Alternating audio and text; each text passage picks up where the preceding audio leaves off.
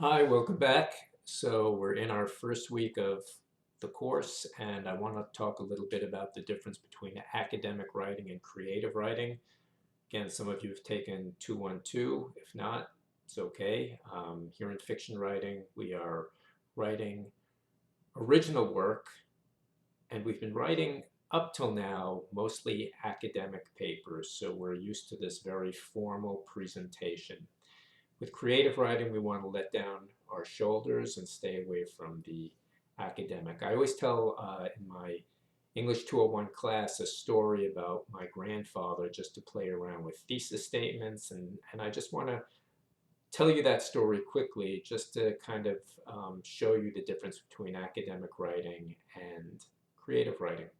So when my grandfather came to the United States from Russia, he was walking down the streets of New York and he felt a man's hand in his pocket. Now, my grandfather had been a wrestler in Russia, a real wrestler, not one of those WWF guys, and he took his hand, which was pretty mighty, grabbed the other guy's hand, the pickpocket's hand in his pocket, and walked him to the police station.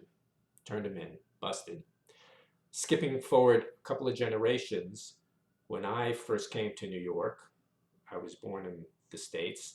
I didn't have the language barrier that my grandfather did, but I was thinking about him and about the way he stood up for himself. I was working in a bar downtown. The bar got bought out by one of the waiters that nobody on the staff liked, and we knew that we were all going to get fired as soon as the restaurant was bought out. Sure enough, the restaurant was sold, everyone was fired, and so I decided to join my coworkers and start a union. Long story short, the union represented us in court, and the new ownership had to pay us some money to go away. So at least we got some retribution for just being fired for what we thought were random reasons. So this is the story about my grandfather. This is the story about me. If I'm writing an academic English 201 kind of an essay, I'm going to have my introduction, and my thesis is going to be something like I learned through my grandfather's example to stand up for myself in using the justice system instead of eye-to-eye justice. You can almost see the thesis statement there in the introduction, and then you're going to give the anecdotes and really analyze the anecdotes to make your point. In a creative writing course, we don't have a thesis statement, and we don't have to do the analysis. The analysis is something the reader's going to do, and it should come from the story. So if I'm telling that story from a creative writing point of view and a fictionalized point of view, which is taking something personal and tweaking it a little bit into a fictional place, I'm going to probably talk about or tell the story about myself as a bartender, how I was working, how the union started, how I felt like we were being wronged, and how we made the wrong right. I'd be showing those details, I'd be showing the work at the bar, and from the story, you would get the idea of what the thesis is. In fiction, we call it a theme. That's the message. Now, obviously, I'll talk about this in a couple of lectures. The theme has to be a bit more complex. We're adults, we're complex people, but it also should not be out there front and center. The story should show, in many ways, what it's about. The scene is the most important part of the story. The most important element of the story, and what we're going to be working with today, is character. And as I said in the opening, we're writing character-driven fiction, not genre fiction. Literary, quote-unquote, fiction, which is all about the character. And I also mentioned that maybe my favorite definition of a strong story is something where not much happens, but everything happens. The story I assigned to you, Jhumpa Lahiri's story, we're going to see it takes place in a fairly short amount of time.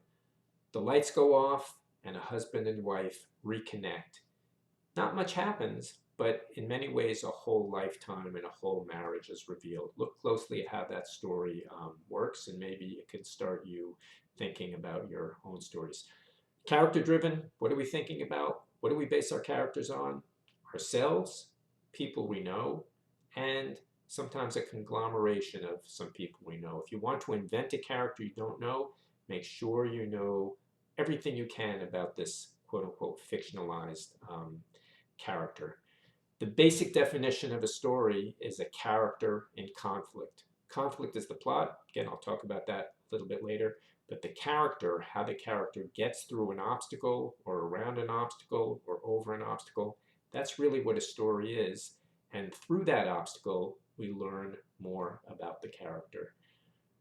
I've set down some basics about character development in my lecture notes, so read those carefully, and hopefully that will help you in thinking about your first stories. And I've given you a prompt that will perhaps start you thinking about using yourselves as characters, obviously fictionalizing what you have gone through in real life to make it a little bit more resonant. There's that word again. Quick word of wisdom: don't overload biography of a character at the beginning. It's not interesting. It's like somebody handing you a business card before they even spoken to you. You're going to throw that business card away. Put the character in some conflict quickly, and then you can start to reveal some biographical information. And I'll just say this: there's an adage in writing, you might have heard it in some of your other creative writing classes: show versus tell. Like most adages, there is some truth there. You don't want to overuse that show versus tell, because there are moments where a character does sort of speak to the reader what he or she is feeling.